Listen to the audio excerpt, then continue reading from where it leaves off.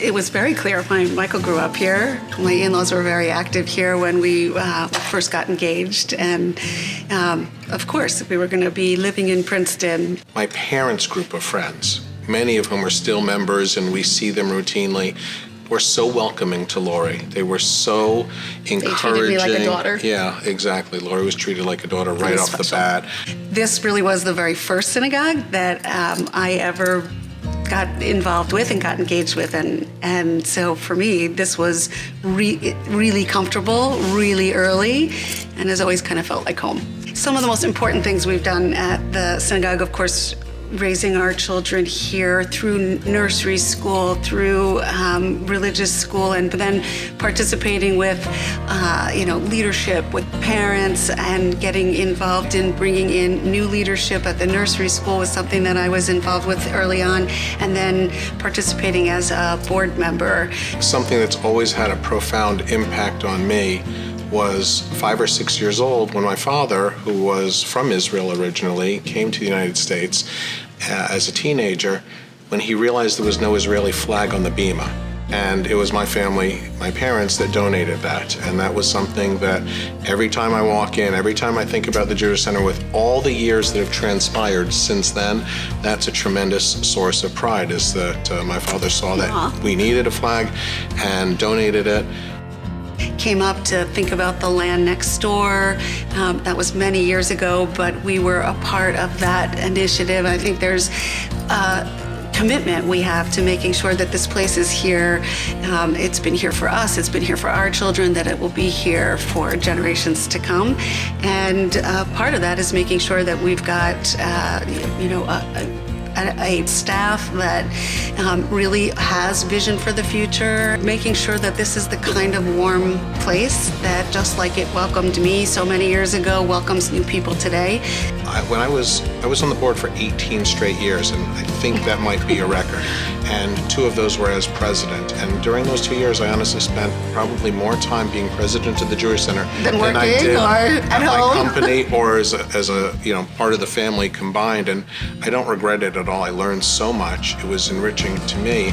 It was something I read on the bathroom wall at an Irish bar once, and it was an Irish quote that said something like, "The most difficult thing you can give your children is a good example." And that's something that we've always wanted to do, and it's both of us, and it relates to our Judaism, our support for Israel, and so many other things that we do, is giving them an example to follow. So it starts at home, but goes all the way out to the community of how we think we can play a role.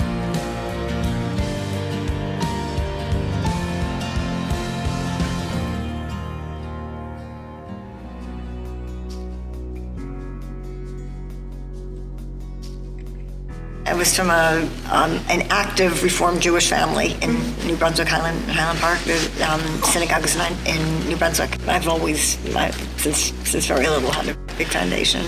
And I went to a yeshiva through 6th grade, so I was particularly active. We grew up initially Orthodox and then switched to conservatism. I think I was maybe 7th grade or so.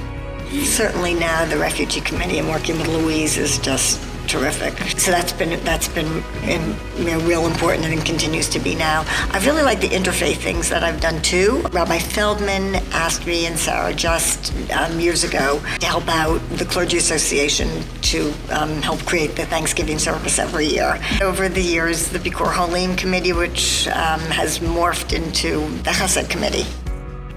So prior to that, it was Bikur Holim, and it was mostly visiting the sick in the hospitals until the HIPAA rules came along, and that was no longer something we could do.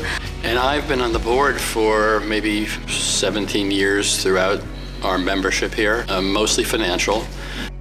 Way back when this facility was built, was expanded, we needed to get financing, so I was the one who went to the banks and got the mortgage. That was actually very interesting, but it was also fun, and we were able to negotiate a very good, fair rate for the Jewish Center. To do the Haftorah on Yom Kippur morning for the past 32 years, that has been a true joy for me, and hopefully it's been half as much of a joy for the congregation. The Torah covers were a lot of fun to do. I had a great committee. And Rabbi Feldman, again, was just really, he was very active in the committee in terms of what he wanted. And I remember him saying he wants the Ark to be open and it to just be wow. And every time the Ark is open, I think of him like that.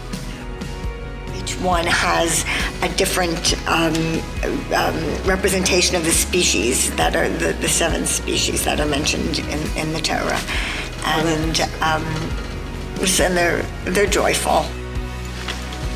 To me, there's just a sense of community. We have lots of our friends, our members here, and that sense of community, the sense of belonging, the sense of meeting people and helping them through tough times as they help us through tough times, that's something that's really worth its weight in gold. And so that's one of the key things for me.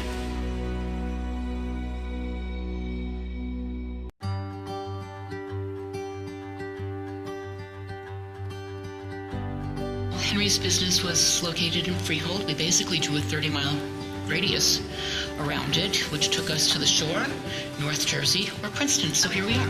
We both come from survivor parents, and we are both second generation.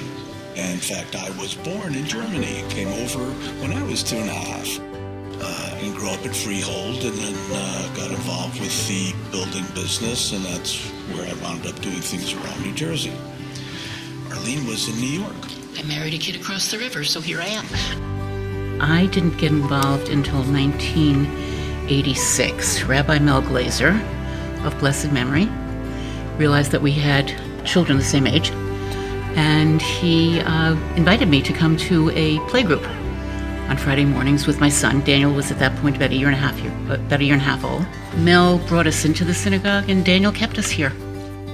We have been partners in a particular project. Every year, High Holy Days, we have the Yom Kippur food drive. During the pandemic, what was so heartening was we probably collected triple the amount that we normally do. And to me, that just spoke to me as a testament to the congregation that we are. We've been here at this point for 45 years. Yep. So, it's home. When we first started coming to the Jewish Center, we attended services. Arlene's mother and Arlene didn't come to the services that I came with her father. We had a daughter, Jessica, and Jessica had some challenges. And as a result, that limited some of the things we were able to do.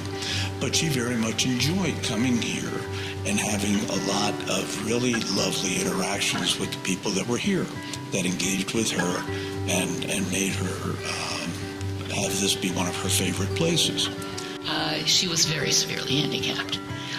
What she had in addition was something called familial dysautonomia, which is one of the Jewish genetic diseases. Years later, after she died,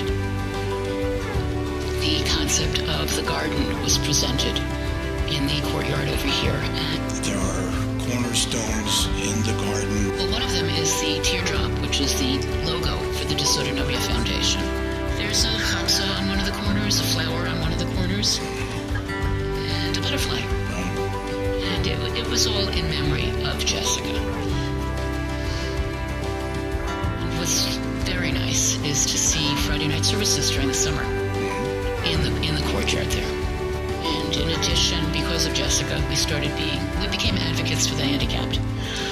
Not just in Jessica's school, but in Greater Princeton and Mercer County, where we were dealing with getting the rights for handicapped kids taken care of.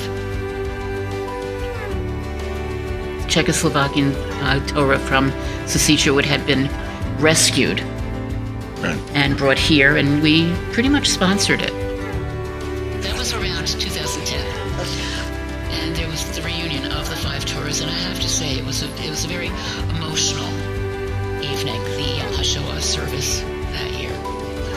Well, the prayer is that the membership will be able to sustain the sorts of programs and the kind of community that's been established. Questions are there as to how to of a future where all these things are still part of opportunities for other people to join and be part of as well. Before I started getting involved, I really did absolutely nothing here. Once I started volunteering and doing things, it became part of my life. My message is volunteer.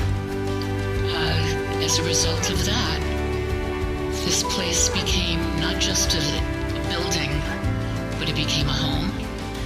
And the friends that we've made in here really have become our family.